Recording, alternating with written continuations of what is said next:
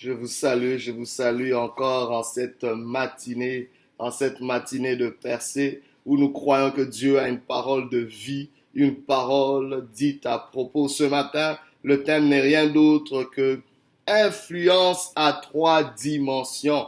Influence à trois dimensions. Sur ce, nous lisons un verset dans Genèse chapitre 41, verset 14. La Bible dit ceci: Pharaon fit appeler Joseph, on le fit sortir en hâte de prison.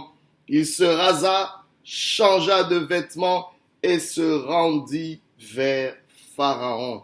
Influence à trois dimensions.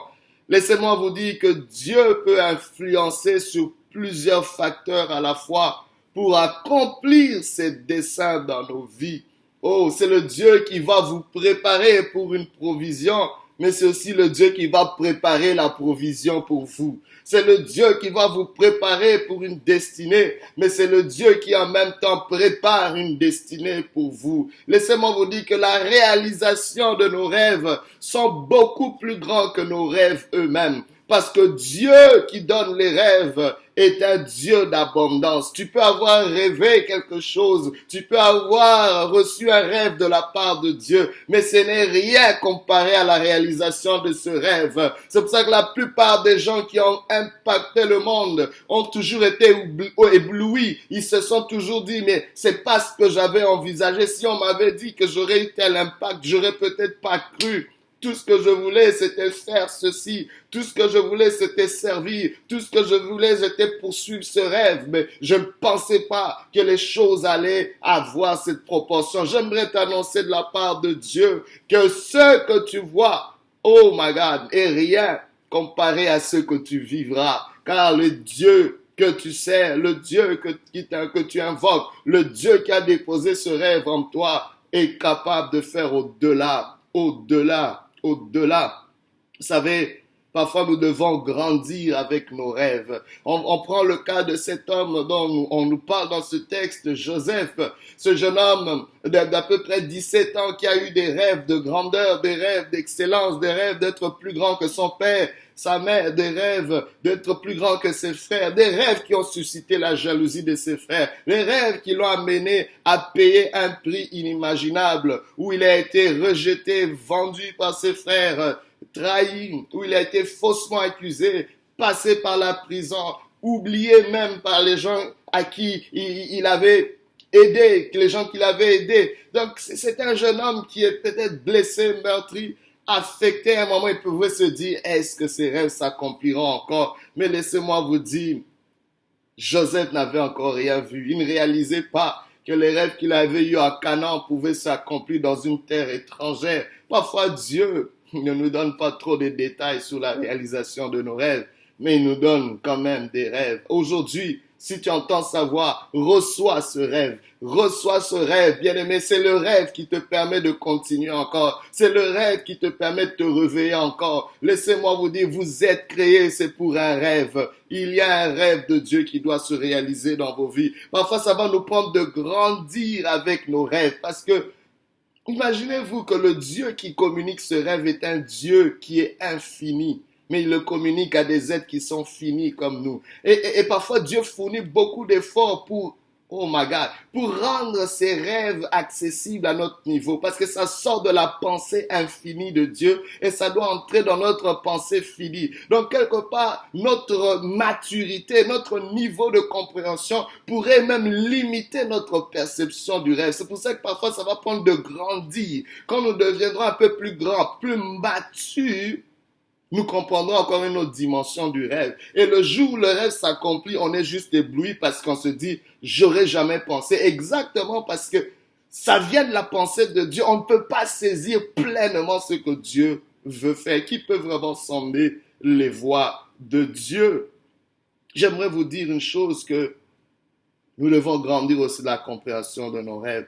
Dieu est celui qui le fait et celui qui l'accomplit. C'est important pour nous de saisir cela. Alors, il existe trois dimensions que Dieu influence pour accomplir les rêves dans nos vies. au-delà de tout ce qu'on peut fournir comme effort. Joseph avait fourni toutes sortes d'efforts. Joseph avait été diligent dans son caractère, ses capacités et autres. Mais ça prenait un facteur, ça prenait une influence invisible, une influence divine, une influence réelle de la part de Dieu. Il y a 3 dimensions que Dieu peut influencer, que Dieu influence certainement pour l'accomplissement de ses rêves. La première dimension, c'est la dimension du temps. La deuxième dimension que Dieu influence, c'est la dimension de la mentalité ou de ta perception. La troisième dimension que Dieu vient influencer pour accomplir ses rêves dans ta vie, c'est la dimension des relations. My God,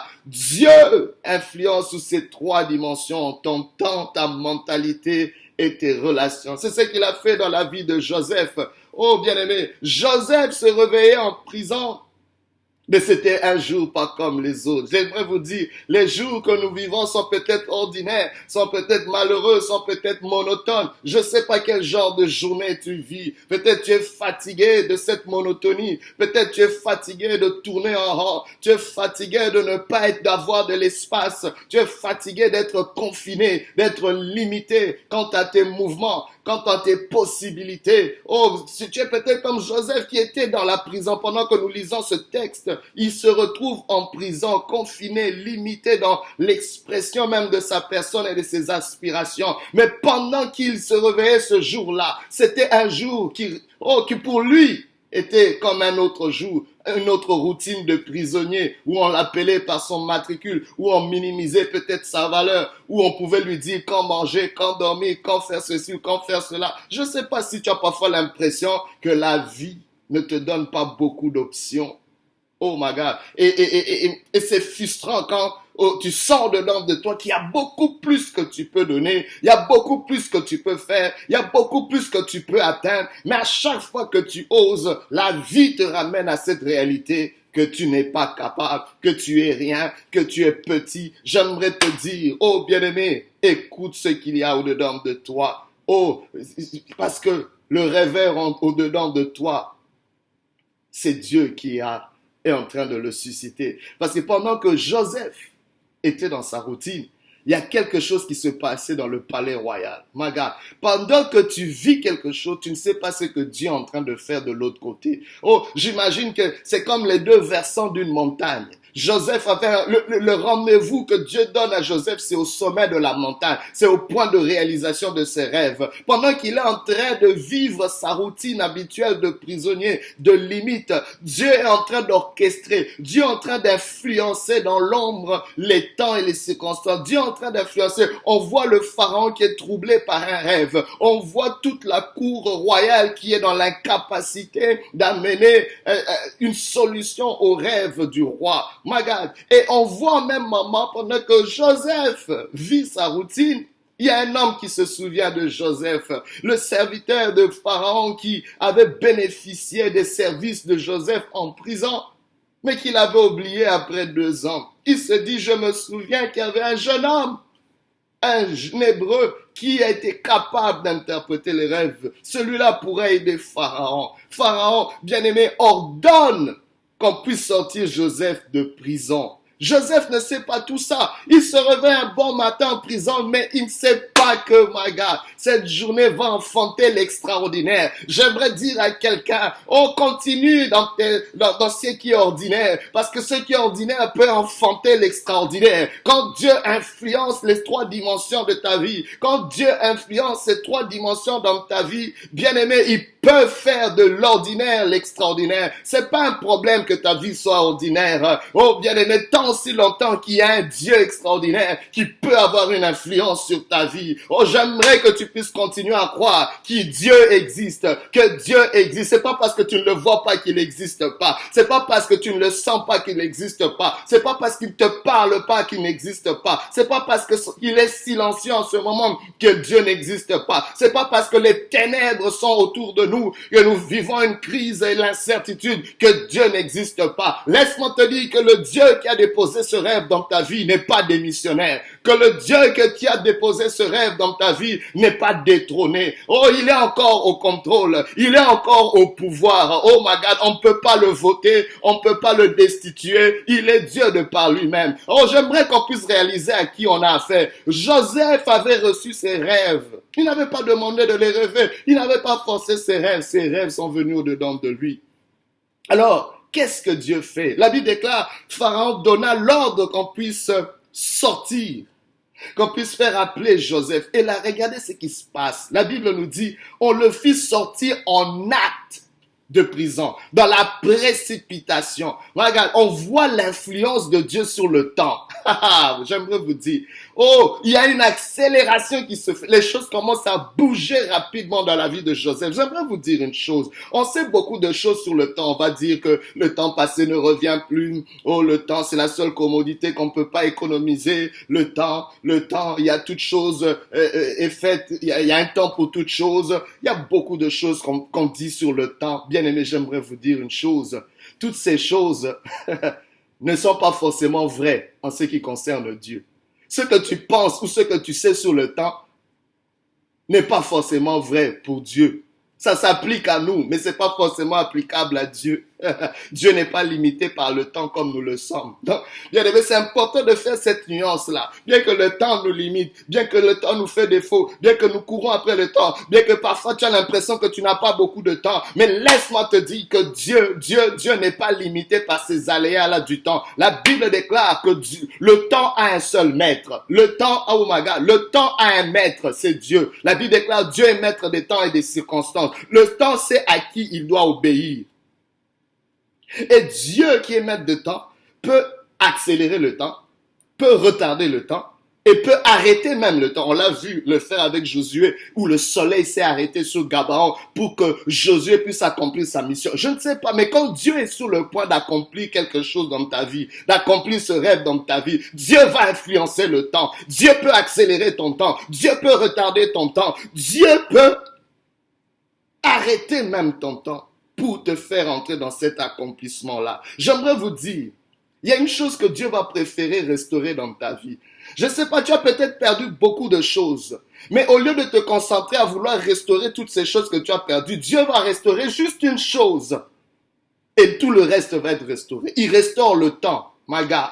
La Bible déclare, c'est celui qui restaure, il va restaurer les années qu'ont dévoré les sauterelles et les gélèques. Oh my God. Pourquoi est-ce que Dieu ne va pas restaurer les ressources? Pourquoi Dieu ne va pas restaurer toutes les autres choses qu'on a perdues? Mais Dieu choisit de restaurer principalement notre temps. Parce qu'il sait une chose, que toute chose est liée à un temps.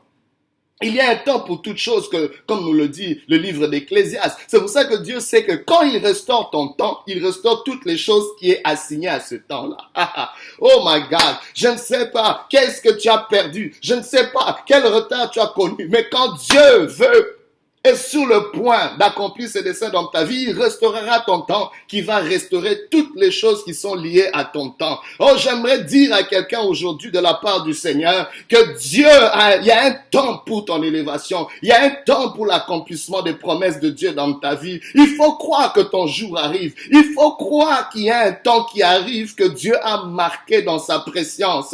Regarde, quand ce temps arrive, bien aimé, il n'y a aucun diable, il n'y a aucun démon qui peut arrêter ce temps-là. Il n'y a aucun homme qui peut manipuler ce... Oh, Dieu est le seul manipulateur du temps. Oui, je me permets de le dire. Dieu peut manipuler le temps comme il veut.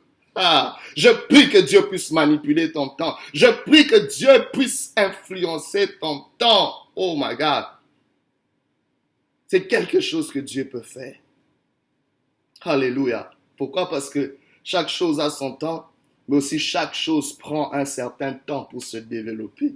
Dieu peut influencer sur ce temps-là. Mais au-delà de cette dimension, oh bien-aimé, c'est peut-être la dimension la plus importante que Dieu influence dans la vie de Joseph. Joseph a commencé à voir les choses bouger, et tout le protocole royal être là, les choses bouger rapidement, en une journée. Son statut a changé. Lui qui avait passé 13 ans en attendant l'accomplissement de cette promesse. Mais en une journée, c'était comme dans un rêve. Les choses ont bougé sans l'intervention de Joseph. Mais la deuxième chose que Dieu influence, c'est la mentalité de Joseph. La Bible déclare, on le rasa et on changea ses vêtements. C'est une image qui représente le changement de mentalité. Parce que c'était de la coutume des Égyptiens d'être rasés. C'était une abomination pour eux de porter justement de la chevelure. Ils se rasaient la tête, ils se rasaient la barbe. Et Joseph, s'il devait être destiné à fonctionner dans les hautes sphères de l'État égyptien, il devait s'ajuster, ajuster sa mentalité. Pourquoi je le dis? Parce que la façon dont tu es habillé détermine ta destination. Si tu es habillé en costume cravate, on sait que tu vas à un gala, à une fête, à une réception. Si tu es habillé en maillot de bain, on sait que tu vas à la plage. Donc, la façon dont tu t'habilles détermine ta destination. Mais il est vrai aussi pour ta mentalité. La façon dont ta mentalité va déterminer ta destination. Ton attitude intérieure va déterminer ton altitude. C'est très important, bien-aimé. Alors, si Dieu veut t'amener à un certain niveau, il doit te donner la mentalité qui appartient à ce niveau-là. Je suis fatigué de voir des gens qui aspirent à la richesse, qui veulent la richesse et qui veulent juste faire comme les riches pour devenir riches. Ça marche pas comme ça. Tu dois avoir la mentalité du riche avant de faire ce que les riches font ou pour atteindre cette destination-là. Il y a des gens qui sont dans le mariage, mais qui n'ont pas la mentalité du mariage. C'est comme ça qu'on se fait surpris que les choses après dégringolent. C'est parce qu'on n'a jamais eu la mentalité de la chose pour laquelle nous voulons, dans laquelle nous voulons atteindre. C'est important, bien-aimé. J'aimerais que tu puisses nourrir tes convictions. J'aimerais que tu puisses apprendre à ajuster. Ta mentalité doit correspondre à cette destination, à cette destinée que tu veux. C'est pour ça que parfois, ça va prendre du temps pour qu'il y ait une certaine compréhension dans ta vie. Oh, il y a un ajustement rapide qui se fait dans la mentalité de Joseph. On utilise ces deux verbes. Il s'est rasé et il a changé ses habits. Dans le mot habit, vous voyez habitude, habitude, habitude. Il doit avoir un changement d'habitude quelque part. Donc, c'est important qu'il y ait cet ajustement. Oh, la dernière chose que Dieu change, et c'est merveilleux, que Dieu influence dans la vie de Joseph. La Bible déclare, on l'introduisit à Pharaon. Wow. On l'introduit à Pharaon. Maga, l'homme le plus puissant du monde connu à l'époque. Maga, quel rapport y avait-il entre un roi et un homme qui était étranger, qui était esclave et qui était étranger des us et coutumes égyptiennes? J'aimerais vous dire une chose, que toute bénédiction vient de Dieu, mais passe par des hommes. Je répète, toute bénédiction vient de Dieu, mais doit passer par les hommes. C'est comme ça. La Bible déclare, Dieu a fait, les cieux sont les cieux de Dieu, et il a donné la terre aux hommes. Nous sommes dans le monde des hommes. Si tu vas recevoir quelque chose, ça doit passer par les mains d'un homme. C'est la loi, c'est un principe. Alors, vous voyez, le carnet d'adresse de Joseph venait de changer, venait de prendre de l'ampleur. Joseph était, tout ce qu'il connaissait, c'était des prisonniers. Mais laissez-moi vous dire, Dieu a un rêve. Mais pour que cela s'accomplisse sur la terre, Dieu devait connecter Joseph à des personnes adéquates qu'il pouvait toucher pour bénir Joseph. Alors parfois, qu'est-ce qui se passe dans ta vie? Il y a des grandes choses que Dieu veut faire, mais ton réseau est trop étroit pour que ces choses se matérialisent dans ta vie. Le jour où Dieu commence à influencer tes relations, c'est là qu'il y a des choses qui commencent à se réaliser. Parce que Dieu a un récipient, Dieu a un canevas, Dieu a un couloir par lequel il peut faire passer ta bénédiction. Toi qui t'isoles et qui veut te fermer, qui ne veut pas t'ouvrir à certains réseaux, tu es en train de te bloquer, de retarder les choses dans ta vie. Je prie que Dieu puisse influencer tes relations, ton réseau. Parce que, bien aimé, tes bénédictions seront limitées par la qualité et la pertinence des relations que tu as. Oh, bien aimé, aujourd'hui, si tu entends sa voix, n'endurcis pas ton cœur. Mais la question qui est vraiment posée aujourd'hui, quand Dieu va commencer à influencer ton temps, seras-tu prêt pour ton jour? Seras-tu prêt pour ton heure? Seras-tu prêt pour ce temps? Parce que c'est une grande tragédie pour un homme, pour une femme, de ne pas être prêt quand son jour arrive. Seras-tu prêt? Jésus revient bientôt, seras-tu prêt? Oh, et même l'accomplissement des promesses de Dieu dans ta vie arrive. Seras-tu prêt? Bien-aimé, aujourd'hui, si tu entends sa voix, commence à te préparer. Prépare-toi à la rencontre du Seigneur. Prépare-toi à ce rendez-vous que Dieu te donne au sommet pour la réalisation de tes rêves. Il y a un temps pour toi. Prépare-toi. Que Dieu t'aide, que Dieu nous aide à nous ajuster. Je prie que Dieu nous fortifie. Soyez bénis et que l'Éternel nous visite, influence à 3 dimensions. Alléluia.